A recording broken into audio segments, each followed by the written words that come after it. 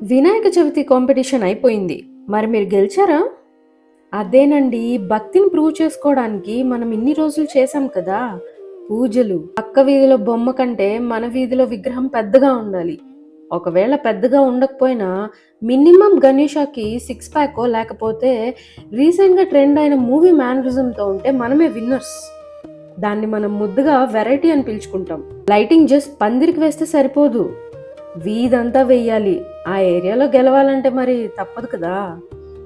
Sound system కూడా street వరకే కాదు, అట్లీస్ట్ ఒక 3-4 స్ట్రీట్స్ అయినా వినపడాలి.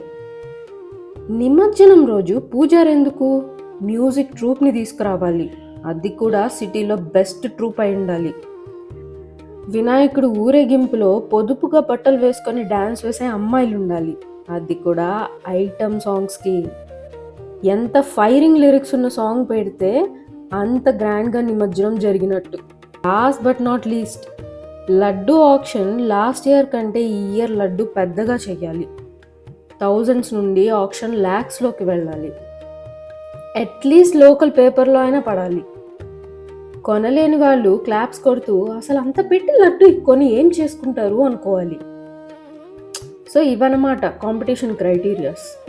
చేసేవాళ్ళే కాదు, చూసేవాళ్ళు కూడా ఇదంతా దేవుడి మీద భక్తితో చేస్తున్నామనే అనుకుంటున్నాం, ఎంజాయ్ కూడా చేస్తున్నాం అనుకోండి. అదే ఇక్కడ స్పెషాలిటీ. మా వీధిలో వినాయకుడు ఊ అంటాడో ఊహు అంటాడో చూడాలి మరి. ఇంతకీ ఈ ఇయర్ మీ వీధిలో భక్తితో విగ్రహం దగ్గర పెట్టిన ఐటమ్ సాంగ్ ఏంటో కామెంట్ చేయండి. బాయ్.